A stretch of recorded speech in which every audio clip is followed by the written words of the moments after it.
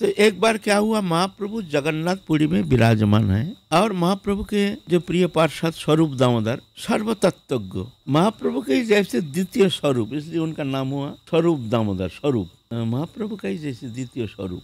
महाप्रभु के पास कोई भी अगर शास्त्र विषय लेकर के तर्क वितर्क करते हैं तो महाप्रभु कहते हैं पहले स्वरूप दामोदर के पास जाओ, जा करके उनसे पहले सिद्धांत संबंध में कुछ ज्ञान प्राप्त करके फिर हमारे पास आना, फिर हमको तुम सुनाना। ऐसे नहीं कोई कुछ लिख के लाया या कोई सिद्धांत संबंध में कुछ आपने व्यक्त किया, नहीं, ऐसा नहीं। जाओ पहले स्वरूप दामोदर के पास जाओ। तो एक जन बंगाल से आए हैं, एक ग्रंथ प्रणयन करके ग्रंथ लेके आए हैं महाप्रभु संबंध में ही। एक ग्रंथ बहुत सारे भक्तों को दिखाएं, देखो हमने महाप्रभु के संबंध में ऐसे ग्रंथ प्रणयन किए हैं, आप लोग कहिए कैसे हैं ग्रंथ। हम महाप्रभु को दिखाना चाहते हैं तो सब भक्त हम जैसे जितना समझ है कहते नहीं नहीं नहीं बहुत सुंदर बहुत सुंदर, ये तो महाप्रभु बहुत प्रसन्न हो जाएंगे।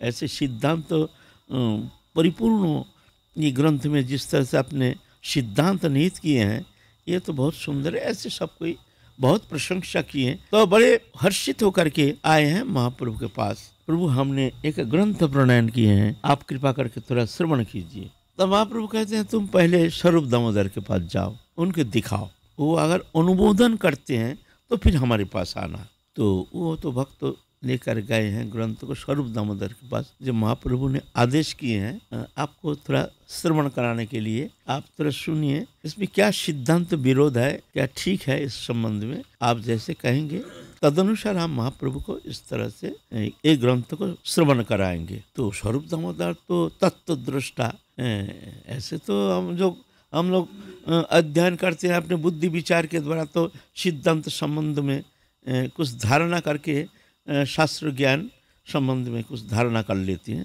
वास्तव में ऐसा नहीं, जो तत्व दृष्टा होते हैं वो भीतर से ही वो जान जाते हैं जो वास्तव में ये सत्य है, ये ठीक है, ये भूल है। तो स्वरूप दामोदर पहले खोलते ही प्रथम जो वंदना है इसमें कई जगह देख करके बड़े नाराज हो गए हैं। अरे मूर्ख, कुछ जानते नहीं हो, तुमने भागवत अध्ययन किया, कभी भक्त का संग किया है, वैष्णव का संग किया है, भागवत पढ़ोगे आप वैष्णव स्थाने, तब ऐसे सिद्धांत बुझी भी आपने। भागवत पढ़ने के लिए तुमको जो प्रेमी भक्त है, वैष्णव जो है, उनके सानिध्य में जाकर के शास्त्र अध्ययन करना चाहिए। तुम अपने मनमुखी मन में आया कुछ लिख दिया, तो कई जगह स्वरूप दामोदर में दिखाया जो तुमने, ये देखो कितना सिद्धांत विरोध है, ये कोई ग्रंथ तो ऐसे थोड़ी होता है, तुमने लिख लिया और ये इसको महाप्रभु को सुनाएंगे। जाओ जाओ भाभी जाओ, जा करके कुछ दिन जा करके महाप्रभु के प्रेमी भक्त जो है उनके संग में रह करके, उनके सानिध्य में रह करके पहले भागवत श्रवण करो। स्वयं विद्वान मत बनो, ऐसे विद्वत्ता होती नहीं है। अगर विद्वान होना चाहते हो तो ऐसे प्रेमी भक्त जो है उनके सानिध्य में जा करके भागवत अध्ययन करो, तब जाकर के उनकी कृपा से तुम समझ पाओगे। नहीं तो ये भागवत सिद्धांत तो समझना इतना सहज थोड़ी है। ऐसा करके बहुत फटकारा और वो तो बेचारा तो बहुत लज्जित हो गया, सबके सामने ऐसे कह दिया। बड़ी आशा लेके आए हैं, सबकी बहुत प्रशंसा की है ना, तो प्रशंसा से क्या होता है, अहंकार पुष्ट हो जाता है। जब ज़्यादातर मनुष्य हम लोग तो ऐसे ही अहंकारी जीवात्मा है ना, उसके ऊपर सब ज़्यादा प्रशंसा करना शुरू करते हैं ना, तो क्या होता है, अहंकार पुष्ट हो जाता है और वो अहंकार बड़ा विघातक होता है। साधन के लिए अहंकार सबसे बड़ा विघातक है।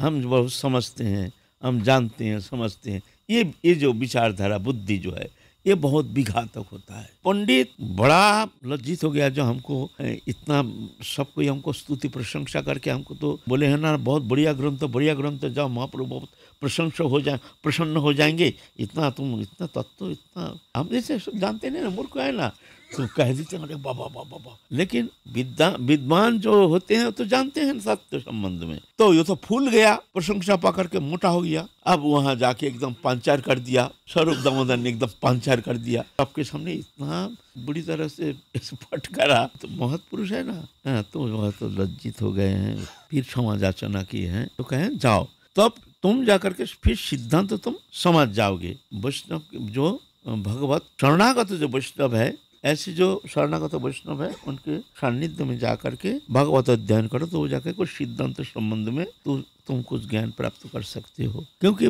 भक्त जो है ना, उनके भीतर समस्त सिद्धांत स्फूर्ति प्राप्त हो भगवत कृपा से।